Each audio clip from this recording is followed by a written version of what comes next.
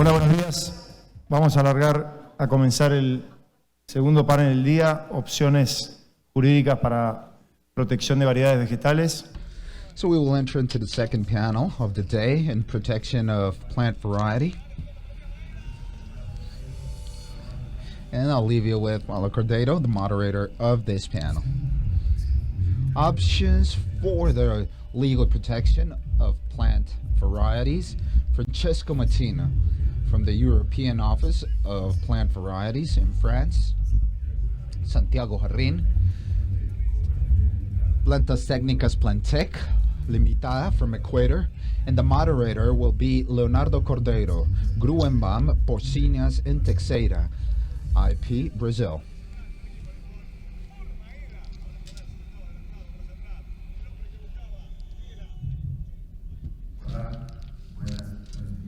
Hello, good morning to all of you. First of all, I would like to thank ASIPI for the invitation to make this moderation. Beforehand, it's very interesting to talk about plant varieties, which is a sensitive topic for us who handle intellectual protection. The Institute of Plant Variety is a bit sensitive because sometimes they confuse certain patents, what can be protected or not by patent. We know that the living organisms, part of them are not cannot be patented. And the capacity to create patents over plant varieties is challenging. So it's important to take into account the differences. For me, it's a matter of pleasure to be with Francesco and with Santiago to talk about this topic. In first instance, we will start talking with a technical and jurisdictional view, a European view that Francesco will be passing us. Francesco has been named as president of the Community Office of Plant Varieties, CPVO in English, by the Council of the European Union in December of 2021. He's an attorney in legal affairs from the University of Parma, Italy. He has a specialization in rights of the European Union in the European School of Law of Parma. He has also arrived from the University of Alicante in intellectual property. All his career has been working around intellectual property, plant varieties, and he has a broad knowledge in the rights in these topics and matters. Today we have Francesco, who is the maximum authority in Europe in the topic of plant variety. So, Francesco, please go ahead. Good morning, and thank you. I want to thank ASIPI for the invitations to be able to be with you today and be able to share this part of the industrial sector, which is a niche that is kind of forgotten, a bit forsaken. And I would like to say that the flower is the symbol of the International Congress, and flowers are important in the variety of plants. And this is a topic of interest of the country's members of the above. I would like to begin this presentation outlining the why it is important to innovate and what does innovation, phyto improvement mean. Phyto improvement is a science, and it's a science with a high content of I+E investment and development and research. It's the industrial sector that invests most of the product, of the yearly product of companies in innovation, more than the pharmaceutical area. This is the sector where on average private companies in the European Union invest more than 20% of their yearly incomes. It requires a great specialization on behalf of companies that are centered in specific kind of cultures. To understand why we created this sui generis kind of system, we need to know which is the object of protection. In this case, the object of improvement is not a paper, a machine. It's a being, a live being. In the botanical order of classification of the kingdom of plants, it is defined as a grouping of plants with common features of the lowest rank known. An example that everyone can understand clearly in the botanical order has to do the example of the apple, the Malus domestica. Within this group, we may recognize different varieties by different kind of characters. For example, the form of the apple, the color of the peel. Now, plant variety has to do with technology, but it's not defined by itself. It's very common to not associate a variety, for example, a seed, with technology. While in other technological environments, like for example, if informatics, electronics, mechanics, everyone recognizes that there is a great investment behind a product. For example, an iPhone, an iPad, a computer. A seed is a concentration of technologies. It requires many years of study to be able to pull it out into the market. And normally between 10 and 20 years are necessary to be able to obtain a new variety and expose it into the market. Taking into account that in the sector of fruits, to be able to put it in the market, it is required, aside of the years that were used in plant breeding, we need 5 to 7 years of commercial pre-testing. The farmers must know the variety and approach the characteristics that this variety might offer. Now, there are many methods and criteria to make a plant breeding. This year, it's being celebrated in Europe, the 200 years of the birth of Mendel. It is still important in the process of plant breeding, the usage of traditional and conventional methods like selections. Today, outside of the traditional methods, we have new methods like the new breeding techniques, the new genomic techniques that do not substitute the traditional methods but support the traditional criteria of fetal breeding more efficiently. Now, fetal breeding or plant breeding looks for many aims that are relevant for our well-being, pulling out to the market varieties that are resistant to plagues and sicknesses, or to droughts, for example, or to the heat.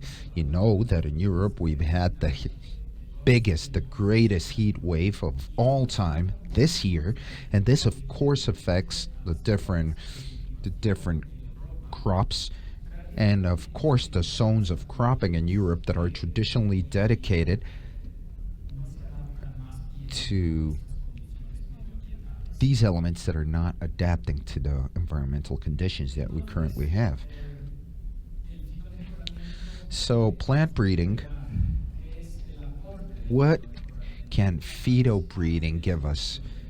It's part of the solution of the problem, but the greatest challenge we currently have is climate change. This is of course affecting us in Europe, and not only in Europe. Therefore, the effort is to look for characters, those traits that can allow us to fight against climate change, for example. This issue has a high relevance and importance, and we are asked constantly, why do we need new plant varieties? Wouldn't it be enough to have the traditional varieties, the ones that we have always had within our traditional agriculture? Well, no, because there are many changes in the system, just as I have mentioned, in the climate change and in the climate system and the environmental systems.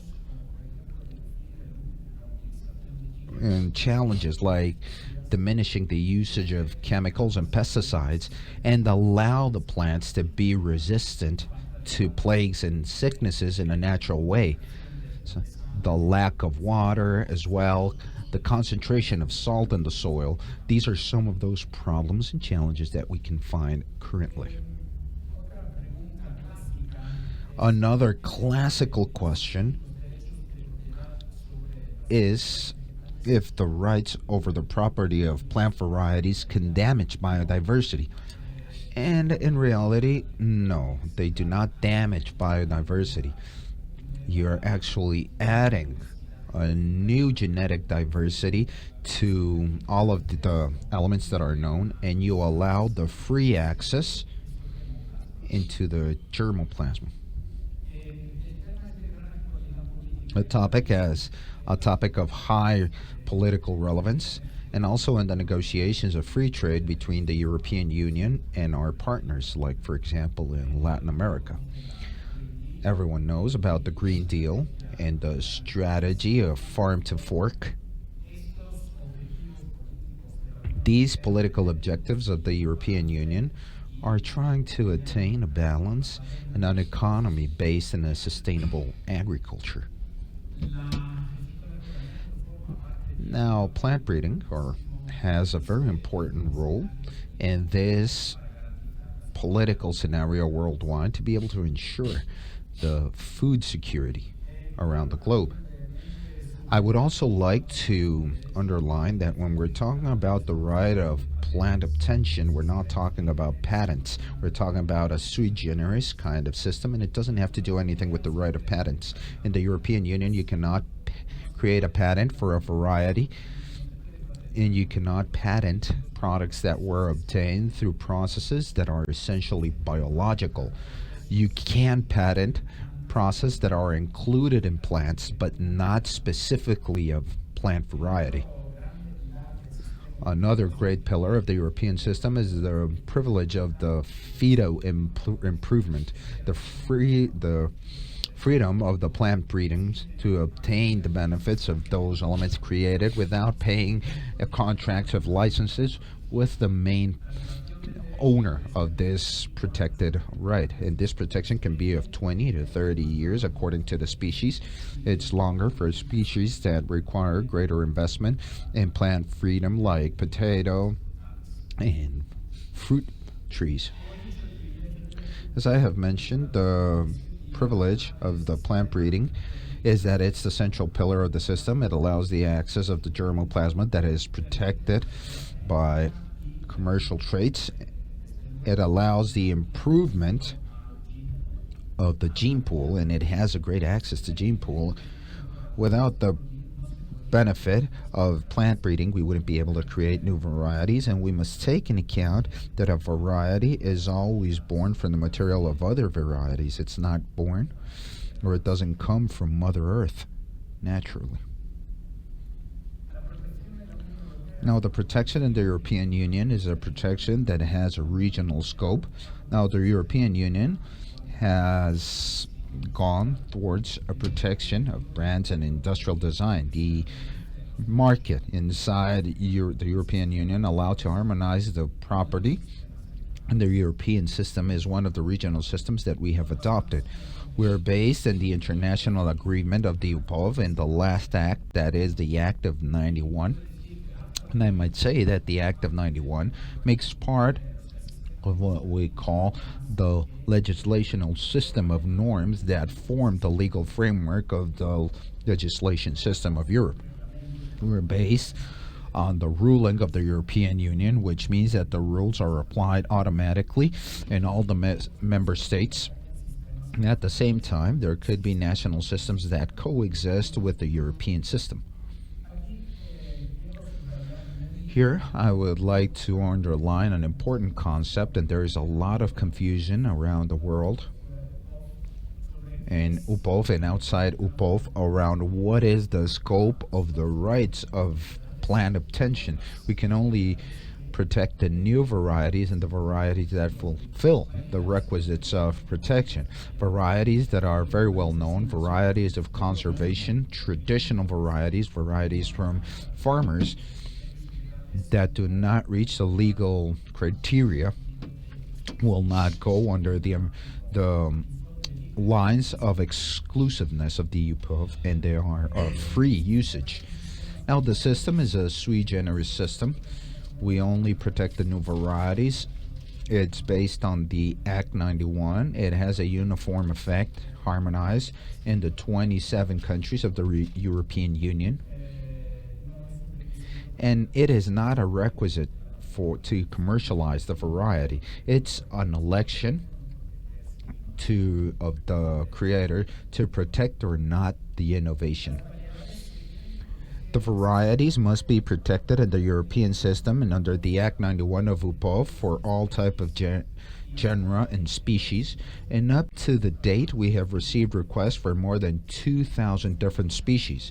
It is not limited only to the varieties that can be, of course, cropped in the European Union, but also exotic species or species that not necessarily have to be cultured in the European Union. For example, exotic fruits, coffee, that, for example, is examined under an agreement of collaboration with ECA, the Agricultural Colombian Institute, with whom we have an agreement of cooperation so they can perform the tests over these varieties.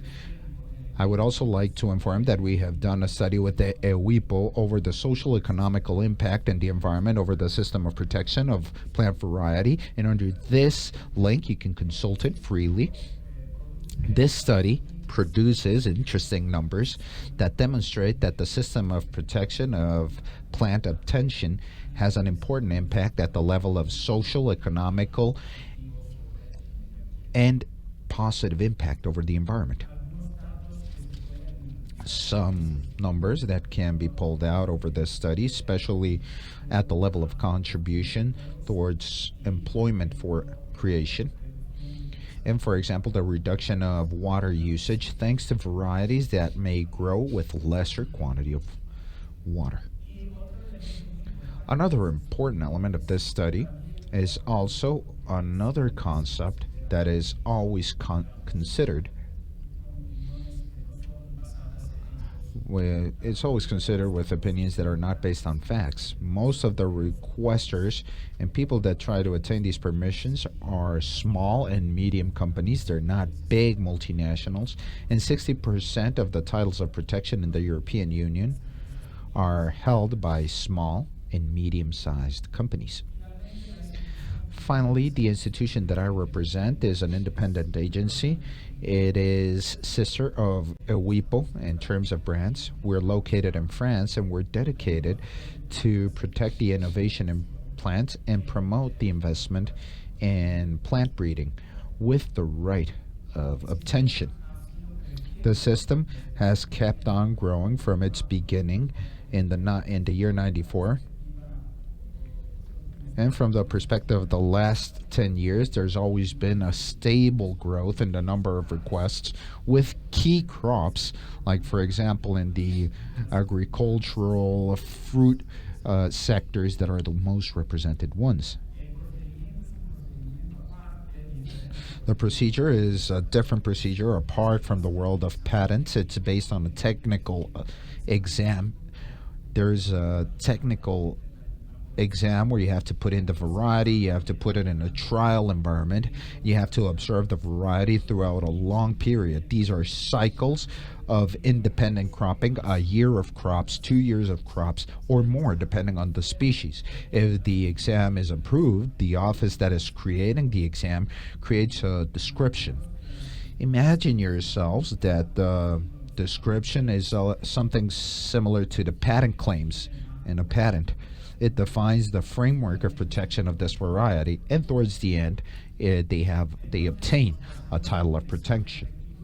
So we're based on a juridical and technical exam, and the novelty here, and a great difference with patents, it's that it's a commercial notion. It doesn't have anything to do with the concept of prior art. In patents, it's a commercial notion of pre-divulgement and commercialization of the variety, and the criteria that follows are the technical concepts, the DOS in English, and the variety denomination. So briefly, I would like to underline that it doesn't have to do with brands. It's very important to differentiate the generic name of the variety from the brand. The brand is a distinctive sign a right of industrial property, and the denomination is not the object of the right. The object of the right in this system is the variety and not its denomination. Here we might see a slide that summarizes those criteria or the technical notions. I'll just go ahead in sake of time. And I would also like to explain that we work with offices, with national authorities, primarily in the territory of the European Union. And if we don't have any experience with an exotic crop, for example, we go into agreements of cooperation with third countries, like, for example, Latin America or Asia. We have covered all the territory of the European Union. Obviously, one of the reasons to be able to manage a system this way, and the reason that we have different zones, environmental zones in the European Union, and in certain countries we have more centers of examination, north, center, and the south. You might understand that making the DHA of a variety in the south of Italy or in Malaga is not the same thing than doing it in the Netherlands. Therefore, we need to have a better center where you can make the testing of a variety under the environmental conditions and weather conditions of each country. Examples of trial centers, the ones that I am talking about, for example, in Austria, we have the wet. The wet is examined in many other countries, for example, in Spain, Italy. And fruits. The fruits are not only examined in Italy, but also in Spain and in all the different countries where we can have these kind of crops within the territory of the European Union.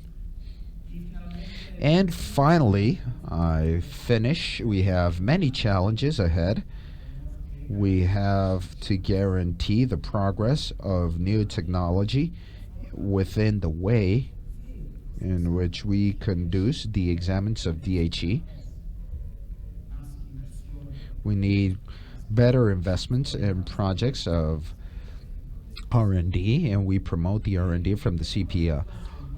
We have challenges in terms of plant material, and it brings an effect to the current policies. For example, the strategies of the farm to the fork allows to have more biological crops in the European Union. And of course, all of this produces the need of adapting continuously the technical protocols. The technical protocols are the basis for the experts of DHE to be able to declare if a variety fulfills or not the requisites of distinguishments. Obviously, the debate in the European Union is focused over the new legislational initiative, asking if we can allow varieties obtained through new genetical technologies, the new genomic techniques. And we hope that there is a legislational proposal towards the end of this year, and especially over the second or third trimester of 2023. Another delicate aspect that I would like to share with you is the need of confirming and working under the principles of Act 91. Latin America is attached. Almost all the countries of Latin America are attached to the Act 78, the previous one. This act is much more weak. That doesn't allow the breeders to obtain the international standards to be able to obtain the breeder's right. There are different rights in Latin America, and many laws incorporate elements and principles of Act 91, but there is a lack of harmonization. Within the negotiations between the European Union and countries of Southern America, with agreements of free trade, in our position, in our opinion, we need to attach ourselves to the Act 91 and the principles established in this act. The situation in Latin America is very different considering each country, and it's a political topic due to the debate over the rights of farmers and the international treaty that exists around this topic. We consider that there is a balance between the principles of UPOF and the protection and defense over the right of agricultures. We not only have the exception of the plant breeder, but in the above, there's also the exception of the agriculture that is called farm safe seed, that allows the farmers to save part of the seeds that they have in the farm to be able to crop them once again in their production and their farms. In the European Union, for example, the small farmers do not have to pay any kind of payment. They don't have to use any kind of payment to the plant breeder for storing these seeds. Similar models can be negotiated in countries outside the European Union, and our experience shows that it is possible to look for the balance between the breeder's right and the right of the farmers. So towards the end, which is the primary right of a farmer? The primary right of a farmer is to have access to good varieties, have good varieties that adapt correctly to the environment, to their conditions of cropping in their country. Without investment in R&D, we cannot pull out new varieties that are adapted to the needs of the farmers. I would also like to finish with a plea, a call. In your countries, in your legislations, where this topic becomes extremely political and it becomes a hot topic, as professionals of industrial property, you should be ambassadors of the need of promoting investment and innovation within this field and this sector under the most modern standards that, I repeat, today are the standards of the Act 91. Thank you very much.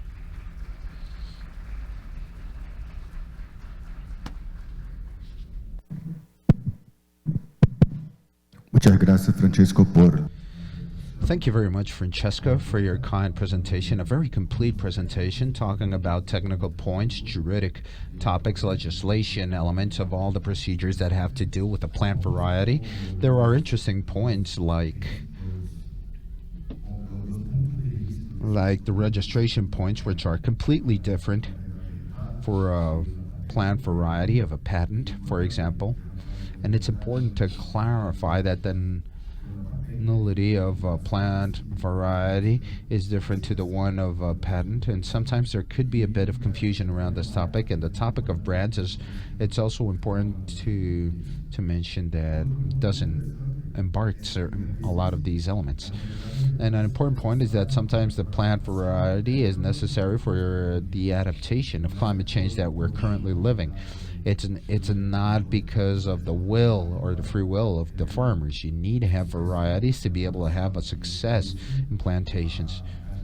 And this is why the innovations that are currently making part of all this model and movement are very important. For this, and talking a bit more around entrepreneurship and how to work every day with these topics, we have Santiago Jarrín, who is an agronomist that was graduated in the Pan American University from Honduras and a master in international business by the Technological Institute of Monterrey, Mexico. Today, Santiago is the VP of Plantec. He is the president of Green Flowers. He was the president of a couple of signatures, and previously to this, to other countries in Ecuador. He has 32 years in the floriculture sector with experience in Colombia, Guatemala, Brazil, Argentina, with a great experience in investigation research. And there is a selection in the different peaks of protection in Ecuador and Colombia. So, Santiago, we would like to hear you around your experience in this topic. Thank you very much.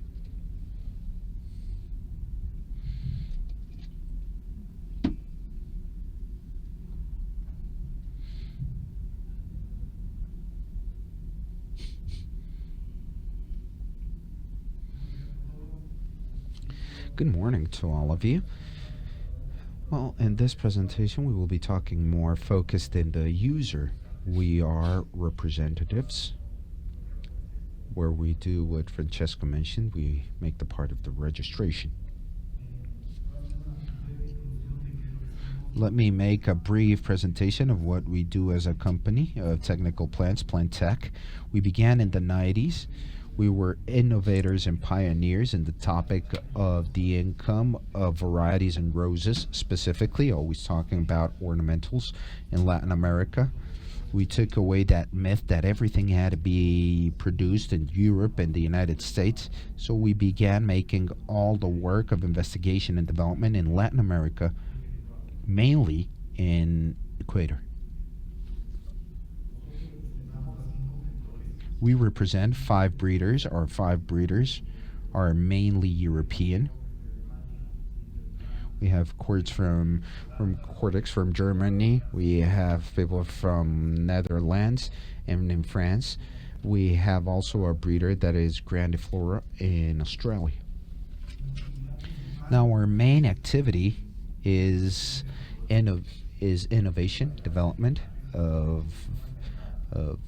plant varieties and the insertion in the market and the reproduction and sale of plant varieties. Because to be able to multiply and be able to make more commercial the plant varieties, we need to deliver plant variety for its cropping. Yep. We're also talking about the charging of royalties and for the use of vegetable and the use of brands as well. The time for research and development to enter a variety is shorter than it is for fruit. But we believe it takes from 5 to 7 years of evaluation because why 5 to 7 years? Because that process of obtainment, we produce approximately 2.5 million varieties in a year. Of the 2.5 million, we make a selection of around 6,000, which we know as codes. So this is before becoming a variety per se. We have market considerations such as the color, the shape, the size. Once we've gone through this evaluation, we proceed to registrations. On registrations, basically, we have the obtainment of the vegetable material. We have a title where we register this obtainment. In this case, it's the Ltda variety, which always has to be covered by a brand. In this case, it's it's global. This is one of the most sold varieties in the world. In terms of commercialization of royalties, we have 2 forms of commercialization of royalties, basically because that's how the market works. We have regular crops, which is the majority of producers, the ones who purchase before farming. The others are the ones we find along the way, which have produced or propagated the material illegally. On legislation, mainly in the countries that we've mentioned, Ecuador and Colombia, and we have the legal framework in order to enforce the rights of those producers. That legal framework, unfortunately, is not enforced fully. In Ecuador and Colombia, we carry out separation. Colombia has less problems with illegal propagation because they're larger harvests. They work more on commercialization, and so they want to have a good relationship with the producers and have a legal product. In Ecuador, most of them are legal. Since they're export products, there's an interest in delivering a product that meets all of the standards. But on the other hand, we have small producers which have been growing, and basically these small producers are politicizing the subject because they don't want to pay royalties. Within the legislation, we've had experiences in which we have taken legal actions against the infractors of intellectual property. In Europe, we've been able to retain flowers that have been produced until we've been able to resolve things with these infractors and charge the royalties that they had not paid.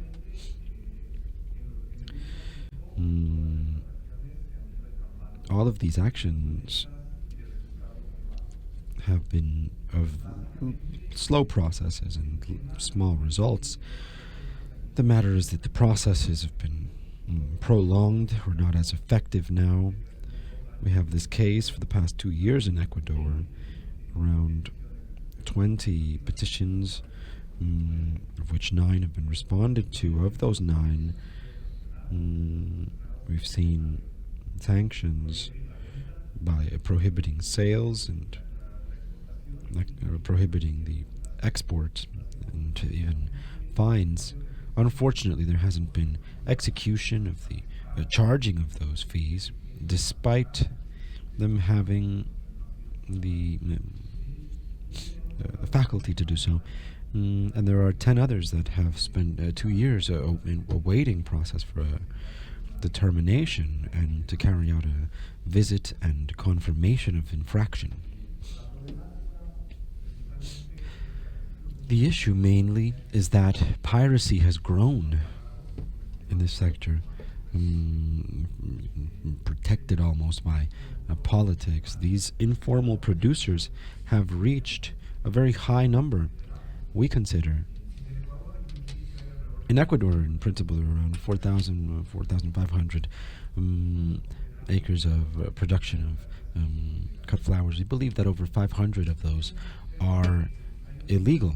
But there's a small group of producers and indigenous community who, before authorities like the Ministry of Agriculture, the National Secretary of Intellectual Property, and others, have manifested that it's around 1,000 hectares.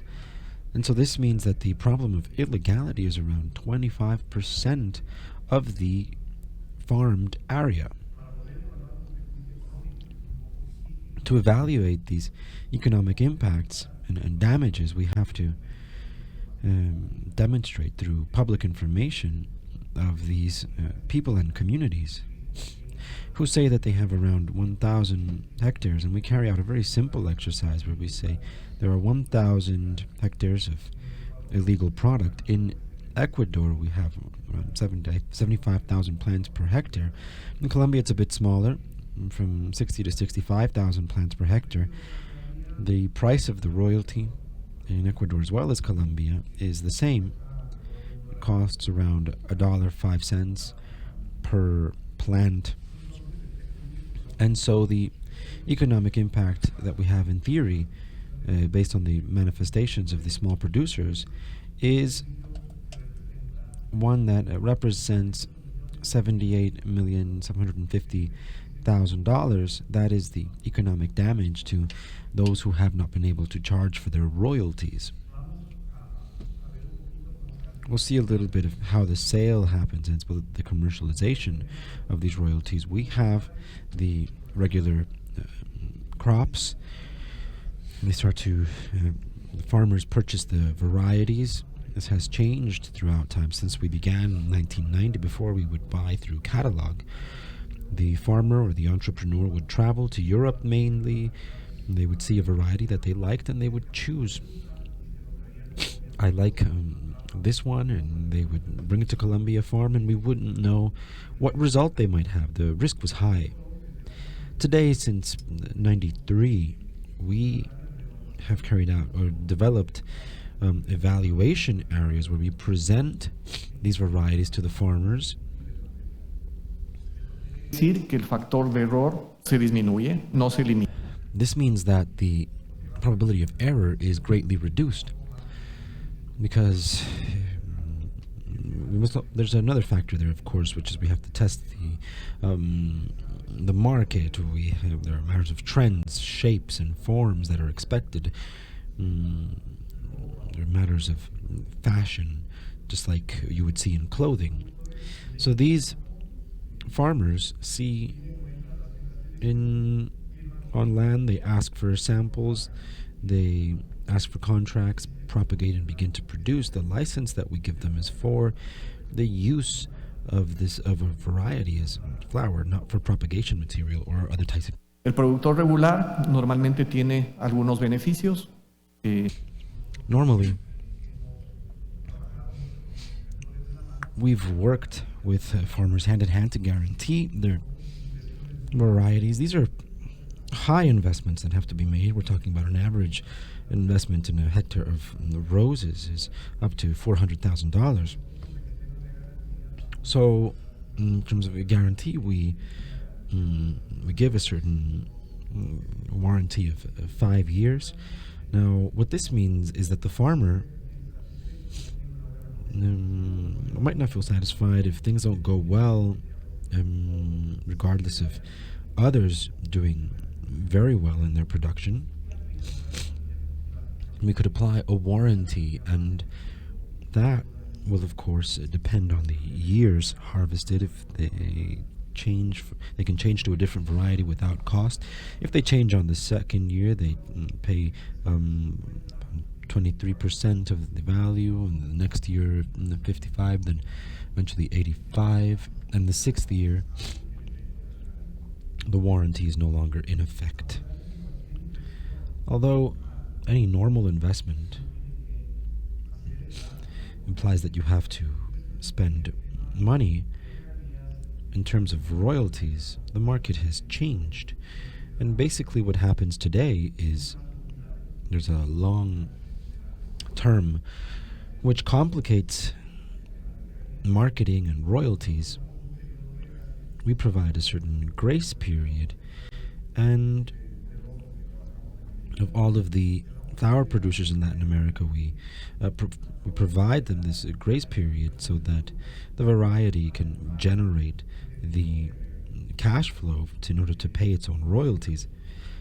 Normally, flower growers or regular producers have a longer term. The industry standard is 12 months of a grace period and 12 payments or 15 after the planting of the variety. In terms of regular harvests, we have a normalization in terms of price and terms. We cannot give the same prices and terms as we would for a regular harvest because it's just not fair. And in addition to the costs generated in normalizing these, we begin with people in the countryside visiting greenhouses, requesting an inventory. We refer to inventories because we have to count the amount of existing plants in the area. Si es que nos permiten el ingreso, If we're allowed entry, we'll carry out the count of the varieties that are ours. If everything goes well, we sign contracts.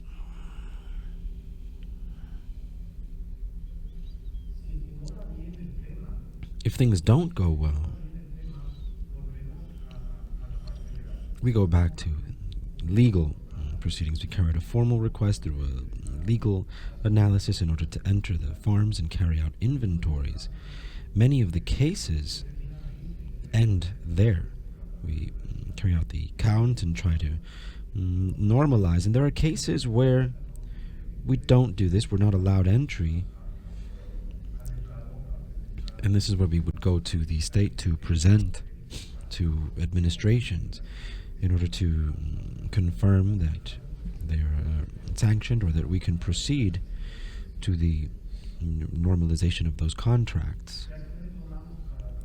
What actions do we take for those cases? Initially, we request mediation. Normally, we work with the chambers of commerce. Those that don't would do it through a mediation center that is duly registered for these effects. Administrative legal proceedings in Ecuador, National Services for Intellectual Property, SENAVI, who has to carry out these actions, and legal actions outside of the country, as I had previously mentioned. In conclusion, it's very important to register the vegetable materials and the brands, because without this registration of the varieties and brands, it would be impossible to charge and protect and enforce the rights of those holders. Without this protection, we would not generate innovation and development. Remember that all of these investments are very high.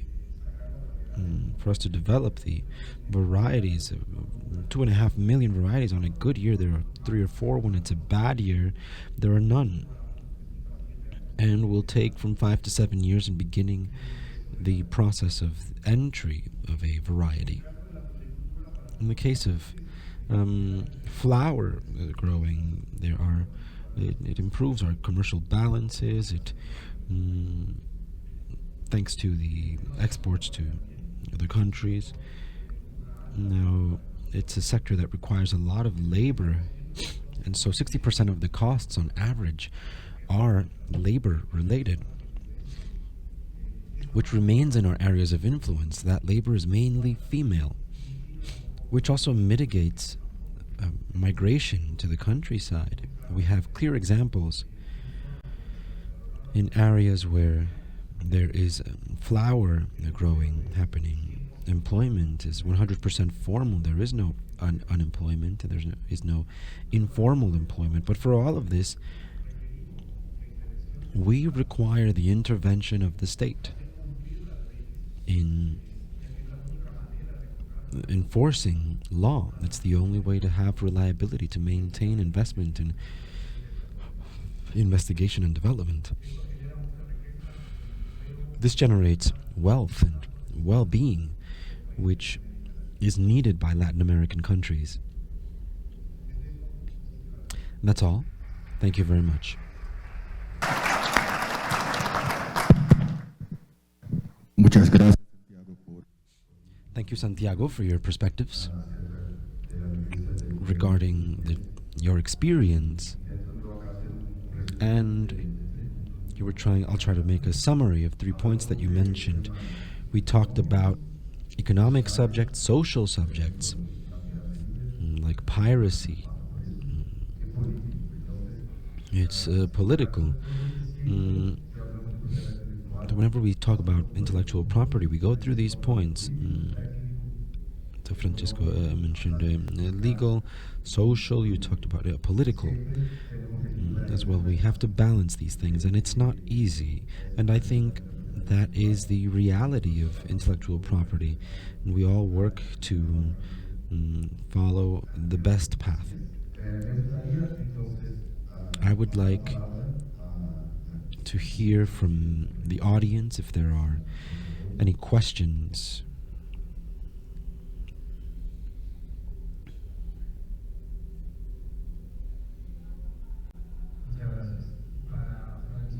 Thank you. For Francesco and Santiago, in the creation of the new vegetable variety, when speaking of the technical parts, you only use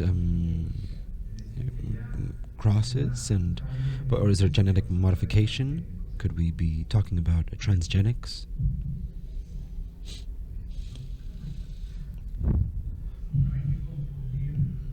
We shouldn't confuse the process of phyto-improvement with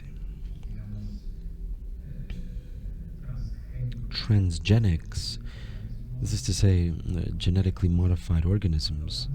When we talk about GMOs, as you might know, in the European Union, we cannot grow. There's a strict process for authorization. As far as I know, we've only seen one case of authorization in Spain. As the author's rights or the rights of the developer, we don't consider the process behind the creation of a new variety. So we don't declare the type of process used. Now, in terms of new genomic techniques, the new technologies, object of legislative technologies of the European Commission, the attention is focused on two types of new genomic techniques: mutagenesis, mainly, and we hope to arrive at a separate legislative framework as GMOs. That is our desire.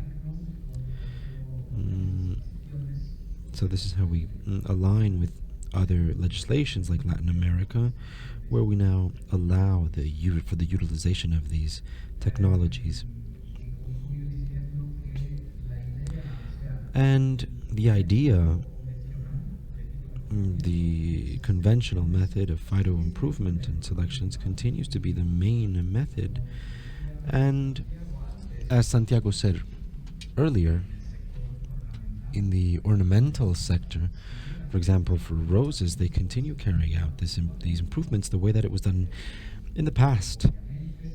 And obviously they help and support one another with molecular markers in order to carry out a more precise and quick process. And that has nothing to do with transgenics. Okay, can you hear me? Yes. We'll recall that the investment to make a genotype is quite high. Normally, these producers for ornamental species or varieties are basically family companies who have worked for even since 1850, and they're in the fifth generation of breeding, and it's all manual basically. The process of reproduction, we don't see much genetic modification. As Francesco said, there is work being done on markers. If they don't recur to biotechnology and genetic modification and they're just crosses, and it's that simple, how do you know when there are infractors? How do you know in Ecuador that the farmers haven't done the same thing? Because it's not so difficult anymore. If I just have to cross 2 or 3 plants in order to produce something like this, how do I know that those infractors haven't done their own? It would be different if there was genetic modification where we might say this is different to what an infractor might produce. No, it's a simple subject sometimes, aside from the tests that we have to carry out in terms of homogeneity and availability. Every variety is different. Even if it's red, there are different reds. A friend showed me a very simple example. He asked, how do you distinguish a dog breed? If I see a German Shepherd, I see it's a German Shepherd. I can't confuse it with a Chihuahua, but basically you can, on a phenotype level, you can see differences between varieties. The process isn't as simple as taking 2 varieties and just crossing them. We have to know mothers and fathers to know at a genetic level what each of them transmits. And so just in the case of roses, and just in the case of 5 breeders that we have, they produce 2.5 million varieties per year. And after that, we evaluate codes when we talk about what a pre-variety is. In order to know the characteristics, we evaluate around 17 characteristics, which is pretty much the technical standard in rose culture. And then we can distinguish. And there have been simple cases where you can combine one variety with another. You can recognize by the differences in the size of the button and the pigmentation. You can visually confirm these things. And there are DNA tests where you can see the level of compatibility at a DNA level of the variety of the infractor with the original variety. I don't know if that answers your question.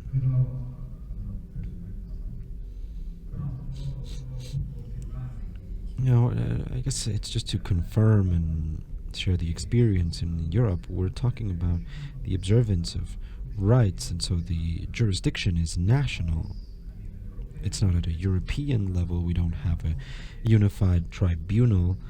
It is it's a matter of observation on a legal and at a civil level, and there are tests done of the DNA, and the general practice is of testing those kinds of things. Although the HE exam was done on the phenotype and the morphological type, so the characters are observed visually, and there are notes taken on these different characteristics. In terms of observation and infraction processes for rights in both legal and processes, it is a general practice to admit the DNA tests in order to prove that there is an infraction. Qué interesante. Bueno, yo quería hacer una pregunta para Francesco. I had a question for Francesco. If you could comment on the improvement of improvement for the situation of the food crisis that the world is going through.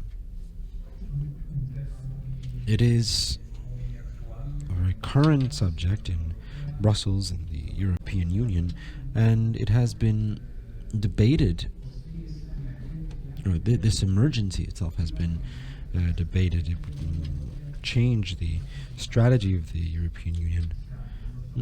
The objectives of the Green Deal, the biodiversity strategies for the implementation of the Green Deal, assume that there would be a shift to biological agriculture with less use of pesticides and phytosanitary products. Now, there isn't, or anyone can see that this will have an impact on productivity, on farming. And we're now seeing that we cannot allow ourselves to reduce production and depend on other economies. We have to be self-sufficient. That's the great debate now. The importance of phyto-improvement can be seen. We have to continue investing. As has been said, it's an activity that has high costs of investment and research, and high risk, because if you consider that each project or program can have 1, 2, 3 successful varieties at most, starting from an enormous gene pool, you'll find that this requires a lot of investment and brings risks. And so we have to continue making a phyto improvement both in the private sector as well as the public sector. And, perhaps in South America and in Latin America, there's still a lot of activity of improvement happening in the hands of public institutions, universities, and research institutions. We have to obtain the public-private agreement so that this investigation in university centers isn't lost. That it go hand in hand with the private sector, and that it reach the market. That is fundamental.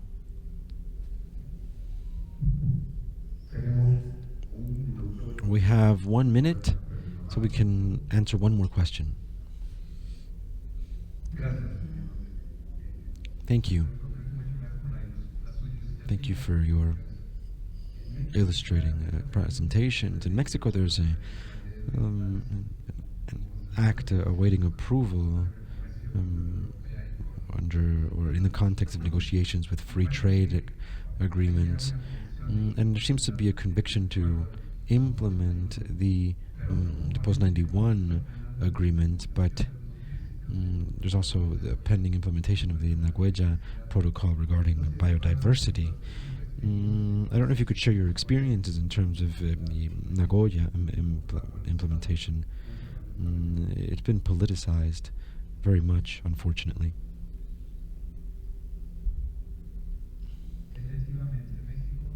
Indeed. In Mexico, I understand they're negotiating TTP-11, and one of the conditions is the membership to Act 91 of the BOF agreement. The Nagoya subject and genetic resources interferes with the implementation at a legislative level in our countries. And Act 91, it is important to say that these aren't exclusive or mutually exclusive elements. They complement one another and do not have to be legislative instruments that are mutually exclusive. We also see in Latin American legislations that there's an obligation to those requesting to meet other requirements of the Nagoya, and that these requirements be imposed to provide that protection. This is not correct. You can apply control measures in the commercialization plan and authorization plan for the access to genetic material, but you cannot transform these criteria into criteria for providing the right of the breeder. Our countries tend to confuse these things, and things get complicated at an administrative level because often the authorities that handle these rights are not the same ones that manage the phytogenetic resources and access to those types of resources. It is a complex issue, and I hope that Mexico can fulfill their obligations and that it soon goes into the family of Opus 91. I really hope so. Thank you very much to all of you on our behalf. I would like to also thank the presence of all of you, and also invite you all to ASIPI in Quito to visit the plantations of flowers in Ecuador. They're beautiful, and I was talking with Santiago and Alfonso about this. Ecuador is the biggest country in terms of flower exportation, so let's not lose this opportunity. Thank you very much.